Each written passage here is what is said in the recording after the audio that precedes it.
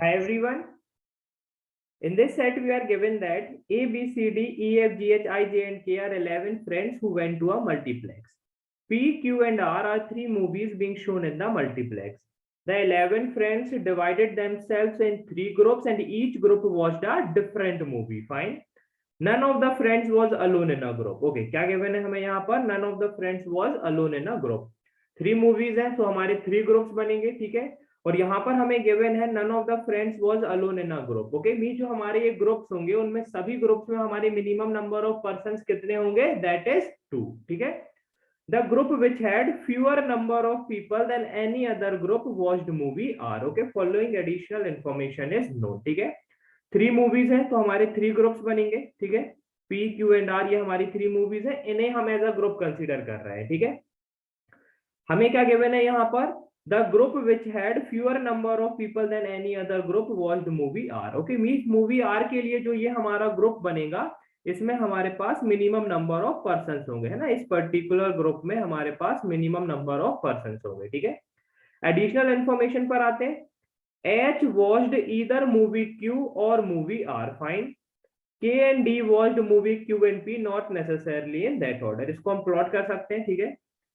के and D हमारे इन दोनों ग्रुप्स में आ जाएंगे इन एनी ऑर्डर, है ना। यही हमें गिवन है, K and D watched movies Q and P, not necessarily in that order, ठीक है।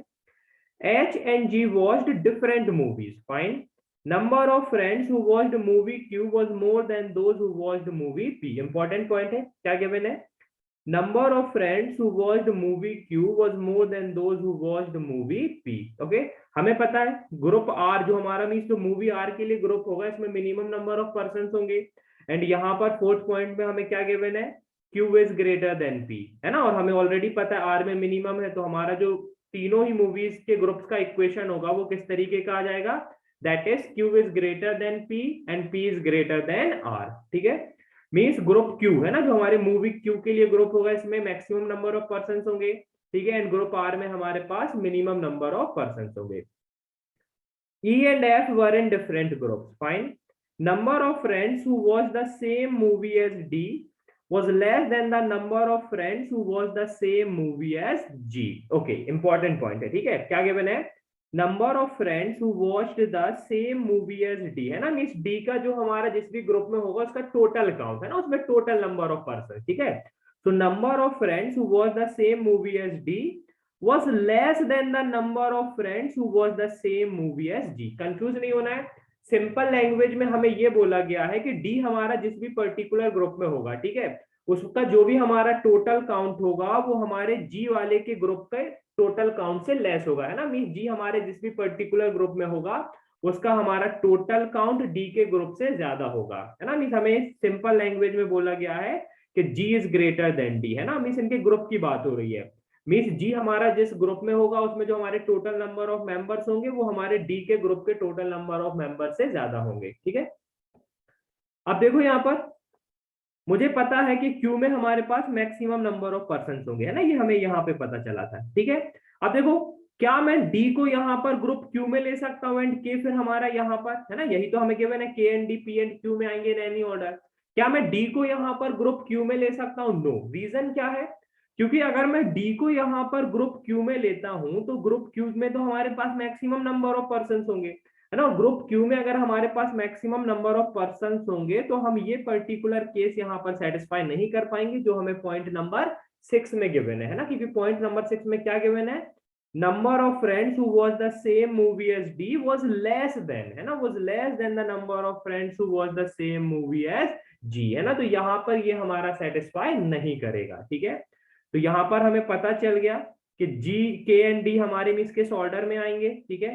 डी हमारा यहां पर आ जाएगा, के हमारे पास यहां पर आ जाएगा, ठीक है। अब यहीं से हमें यह भी पता चल जाएगा कि जी हमारा किस ग्रुप में होगा। अब आप देखो यहां पर जी को मैं ग्रुप आर में नहीं ले सकता। जी को मैं ग्रुप आर में क्यों नहीं ले सकता? देखो लेट से मैंने जी को यहां पर ग्रुप आर में रखा। अब जी को अगर मैं ग्रुप आर में रखूंगा तो मेरा केस क्या आएगा? डी इज ग्रेटर देन जी, है ना। मीन जिस भी पर्टिकुलर ग्रुप में हमारा डी होगा उसके हमारे टोटल नंबर ऑफ मेंबर्स जी के हमारे ग्रुप के टोटल नंबर ऑफ मेंबर से ज्यादा होंगे। बट हमें पॉइंट नंबर 6 में इसका ऑपोजिट गिवन है ना। पॉइंट नंबर 6 में इसका ऑपोजिट गिवन है ना। तो जी हमारा यहाँ पर ग्रुप आर में तो नहीं आएगा। तो जी के लिए एक ही ऑप्शन बचा है कि वो हमारे किस ग्रुप में आएगा, दैट इज क्यू, है ना। डी के साथ भी नहीं आ सकता क्योंकि वहां पर तो सेम नंबर ऑफ फ्रेंड्स होंगे, और हमें यहाँ पर डायरेक्ट बिल्कुल क्लियर वर्डिंग में गिवन है यहाँ पर, है ना, कि हमारे पास D and G different groups में आएंगे, ठीक है। तो जी हमारा यहाँ पर कहां पर आ जाएगा, दैट इज ग्रुप क्यू, ठीक है। A and B were in the same group, fine. C, J and I watched movies P, Q and R respectively. Okay, so C यहाँ पर, J यहाँ पर, I हमारा यहाँ पर, ठीक है, G, C, J and I, ठीक है। अब देखो फर्स्ट पॉइंट में क्या गिवन था, H watched either movie Q or R, okay, and K and D watched movies Q and P not necessarily in that order. H and G watched different movies. Point number first and third पे focus करना जरा, ठीक है। Point number third में क्या given है, H and जी हमारे different group में आएंगे, है ना, यही गिवन है, H and G watch different movies, means वो हमारे डिफरेंट ग्रुप में आएंगे। अब जी हमारा यहाँ पर ग्रुप क्यू में है तो एच तो यहाँ पर नहीं आ सकता। अब एच के लिए देखो फर्स्ट पॉइंट में क्या गिवन है, H watched either movie Q और मूवी आर।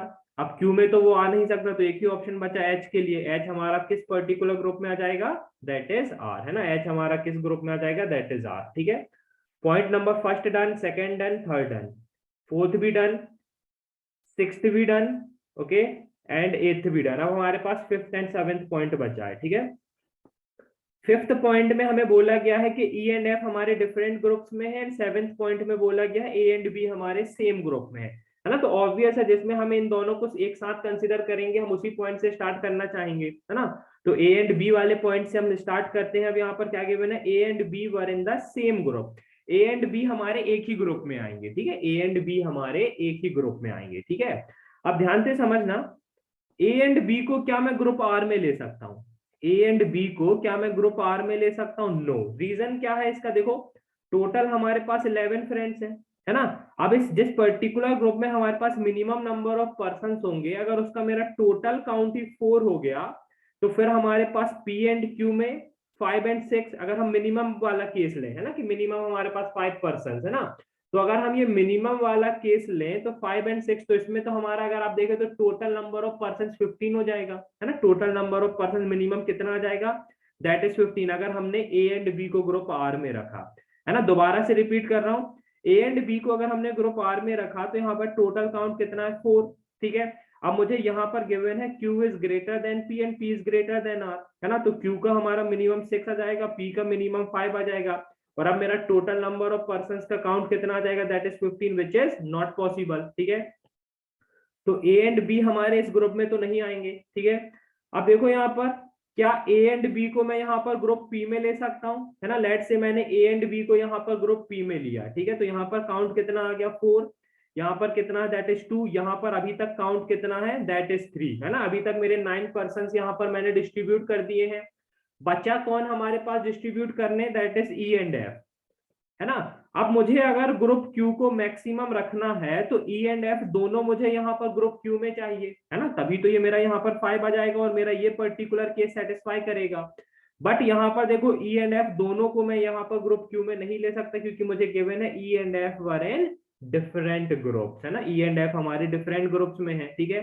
तो ये भी पॉसिबल नहीं है। तो ए एंड बी के लिए सिर्फ एक ही केस पॉसिबल है कि ए एंड बी हमारे कहां पर आएंगे, दैट इज ग्रुप क्यू, है ना। ए एंड बी हमारे कहां पर आएंगे, दैट इज ग्रुप क्यू, ठीक है।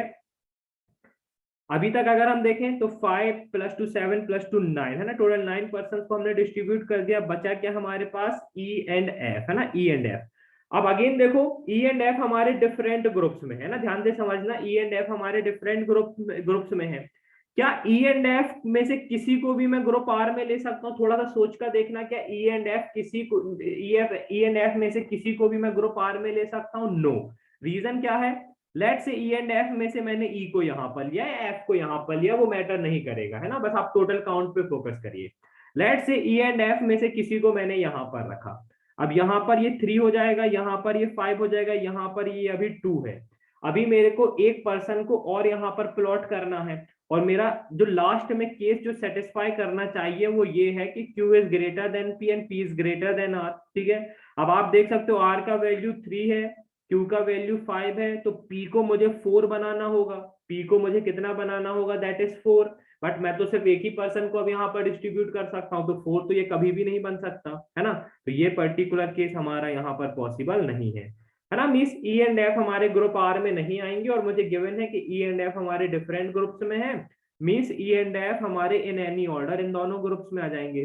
ठीक है, तो यहाँ पर टोटल काउंट कितना होगा, दैट इज 3, यहाँ पर 6, यहाँ पर 2, टोटल हमारे 11 पर्सन डिस्ट्रीब्यूट हो जाएंगे। ठीक है, क्वेश्चंस पर आते हैं। For how many of the friends it can be determined that exactly which movie he और she went for.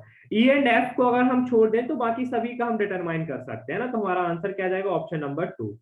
Which two of these are definitely in the same group? Definitely in the same group, देखो D and E no, G and F no, B and K yes है ना। B and K अगर आप देखो तो इनके लिए हम डेफिनेटली कह सकते हैं, ठीक है। J and E के लिए भी नहीं कह सकते, तो आंसर क्या जाएगा, B and K। Which of the following persons definitely did not go for movie P? Definitely बोला गया है ना, D गया है मूवी P के लिए, इसको एलिमिनेट कर देते हैं। F हमारा जा सकता है तो F को एलिमिनेट कर देते हैं, E भी हमारा जा सकता है तो इसको एलिमिनेट कर देते हैं। सिर्फ K हमारा ऐसा है जो डेफिनेटली हम कह सकते हैं जिसके बारे में कि वो हमारा मूवी P के लिए नहीं गया, तो हमारा आंसर क्या आएगा, option number 4, that is K। ठीक है, तो गाइस यहाँ पर हमारा सेट कंप्लीट होता है। ठीक है, टीम फॉर्मेशन का ये सेट था, बहुत ही इजी लेवल का सेट था, बट आपको फोकस आपका अप्रोच पे होना चाहिए कि किस तरह से सिस्टमेटिक वे से हम इस तरीके के सेट्स को सॉल्व कर सकते हैं। Thank you guys and happy learning.